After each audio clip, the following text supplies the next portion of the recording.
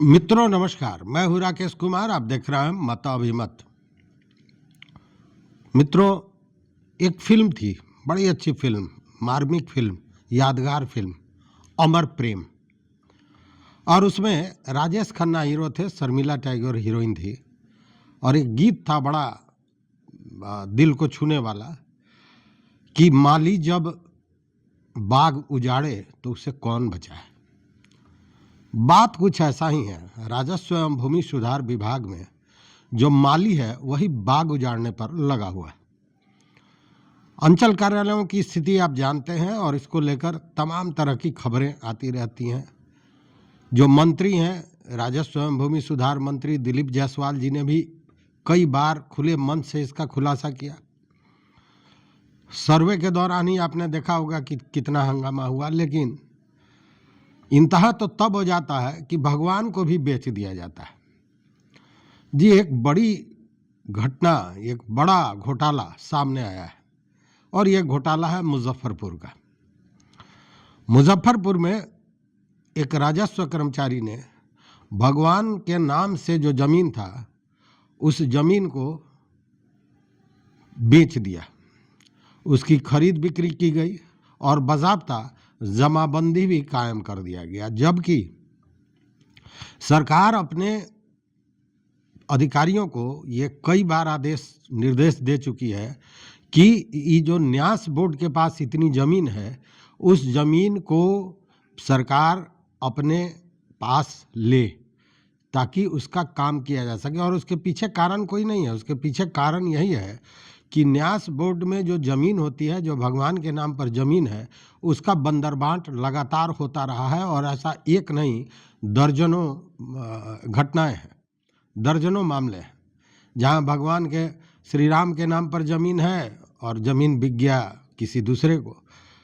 रामलला के नाम पर है, माता सीता के नाम पर है और ज़मीन बेच दिया गया, उसकी जमाबंदी भी हो गई। और ऐसा ही मामला ये मुसहरी का है, मुजफ्फरपुर के मुसहरी अंचल का। देखिए, मामला ये है कि मुसहरी अंचल में एक भिखनपुर मौजा है और इस मौजा में 17 एकड़ ज़मीन है। और ज़मीन की कीमत का अंदाज़ा आप इससे लगा सकते हैं कि वो जो ज़मीन है वो NH 77 और NH 57 के किनारे है। तो आप ज़रा सोचिए कि NH के किनारे की ज़मीन का कीमत कितना होगा। और ये जो ज़मीन है ये भगवान के नाम पर, देवी देवताओं के नाम पर है। अब हुआ क्या कि इसका रसीद कटता था, जो दस्तावेज है उसके अनुसार, देवी देवताओं के नाम पर। और इसमें जो सेवक थे, मतलब जो सेवादार के रूप में जिसका नाम है, उनका नाम है कैलाश सिंह। मीडिया के खबरों के अनुसार इसको लेकर बार बार शिकायत आ रही थी कि ये जो खाता नंबर 62 और खेसरा 1463 और 1494 में जमाबंदी नहीं किया जा रहा है। तो स्वाभाविक है कि वो तो भगवान के नाम पर था तो जमाबंदी नहीं हो रही थी और यह शिकायत बार बार आ रही थी। और शिकायत इसलिए आ रही थी कि 2007-8 में ही इस जमीन की खरीद बिक्री चालू हो गई थी। और उसका सबसे बड़ा जो उसको कहें कि मास्टर माइंड था, वो था उस अंचल का एक राजस्व कर्मचारी जिसका नाम है विश्वामित्र खरवार। अब विश्वामित्र खरवार के समय और उसके आगे पीछे भी जमीन की खरीद बिक्री तो हो गई। अब मामला बन रहा था जमाबंदी का और जमाबंदी हो नहीं रहा था। जमाबंदी के लिए जब कागज जाता था तो जो भूमि एवं राजस्व विभाग का वेबसाइट है उस पर से अस्वीकृत हो जाता था। इसको लेकर अन्य जो वहाँ राजस्व कर्मचारी थे उन लोगों ने अस्वीकृति की अनुशंसा की थी, क्योंकि वो जान रहे थे कि इसमें घोटाला है। लेकिन इसी दौरान उस जमीन में से कुछ जमीन विश्वामित्र खरवार जो है उनके रिश्तेदारों को के नाम हो गया। और इसके लिए बजाबते बताया जा रहा है कि एक व्यक्ति हैं राम नारायण खरवार, जो 1 जुलाई को उनके नाम से 3.60 डिसमिल जमीन बेची गई, माने उनके नाम से कर दिया गया। उसी तरह एक मदन खरवार है जिनको 2 डिसमिल जमीन दे दिया गया। अब ये जो जमीन उनके रिश्तेदारों के नाम से गया और बार बार जमाबंदी का एप्लीकेशन जो था वो अस्वीकृत हो रहा था, तो अब जो जमाबंदी है वो होना शुरू हो गया, चूंकि अब मामला रिश्तेदार का था। हालांकि जो विश्वामित्र खरवार या जो भी राजस्व कर्मी थे, उन्होंने कई बार स्वीकृति करके भेजा था, अनुशंसा की थी स्वीकृति करने के, लेकिन ऊपर से अस्वीकृत होकर चला आ रहा था। लेकिन इसी बीच फिर स्वीकृत भी होने लगा और ये मामला जमाबंदी का शुरू हो गया। मतलब भगवान के नाम पर जो जमीन थी उसकी जमाबंदी रैयतों के नाम पर होनी शुरू हो गई। अब 17 एकड़ जमीन और 17 एकड़ जमीन में कई खरीदार, और कई खरीदारों में कुछ सेलेक्टेड लोगों के नाम से वो जमीन की जमाबंदी हो रही थी, बाकी के नाम से नहीं हो रही थी। तो जब विक्रेता एक, खाता एक, खेसरा एक, मतलब सारी स्थिति एक है, तो किसी की जमाबंदी हो और किसी की नहीं हो, ये बड़ा सशंकित करने वाला मामला था। और मामला धीरे धीरे तूल पकड़ने लगा।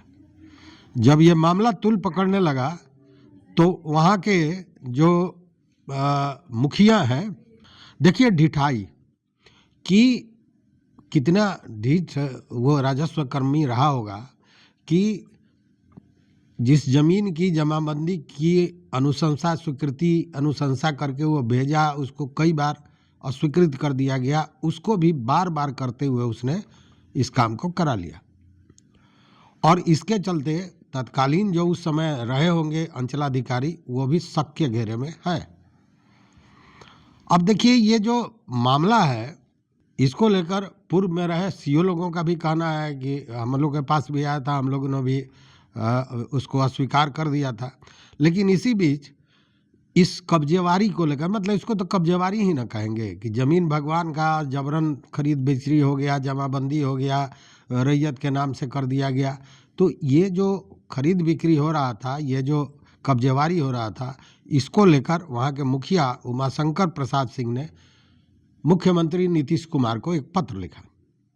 और यह पत्र नीतीश कुमार के कार्यालय से, मतलब मुख्यमंत्री कार्यालय से डीएम के पास पहुंचा। और आप जानते हैं कि जब डीएम के पास पहुंचा तो डीएम ने उस मामले को अपर समाहर्ता के पास, एडिशनल कलेक्टर के पास भेज दिया और एडिशनल कलेक्टर ने उसकी जांच एसडीओ पूर्वी को दे दी है। यह जांच का आदेश 2 नवंबर को जैसा बताया जा रहा है कि दिया गया है, लेकिन अभी तक इसकी शुरुआत नहीं हुई है। अब देखना यह है कि अच्छा, इसमें एक अहम मुद्दा यह है कि इस तरह की जांच उस अंचल में 1 दशक से चल रहा है और फिर ये एक नया जांच है। अब देखना यह है कि ये जांच कब तक होता है, ये घोड़ा, जांच का घोड़ा कब तक दौड़ता है, या फिर उसके पहले ही उन सारे दस्तावेजों को नष्ट करने की व्यवस्था की जाती है, क्योंकि इस तरह की भी शंकाएं व्यक्त की जा रही हैं। तो वही मैंने कहा कि माली ही बाग उजाड़े तो उसे कौन बचाए। अपने स्वार्थ में भगवान को भी लोग नहीं छोड़ते हैं, इंसान की कौन पूछे, जो आप रोज़ देख रहे हैं। तो इस वीडियो में बस इतना ही। मित्रों, आपके यहाँ इस तरह की घटना हो तो निश्चित रूप से बताएंगे और हम लोग उस पर चर्चा भी करेंगे। वीडियो पर नए हो या अभी तक आपने सब्सक्राइब नहीं किया हो तो चैनल को सब्सक्राइब कर लीजिए, लाइक कीजिए, दोस्तों के साथ शेयर कीजिए। लेकिन सबसे बड़ी बात कि अपना विचार, अपना मंतव्य, अपना जो आपका सोच है उसको ज़रूर बताइए। देखते रहिए मत अभिमत। बहुत बहुत धन्यवाद, कोटिशः आभार।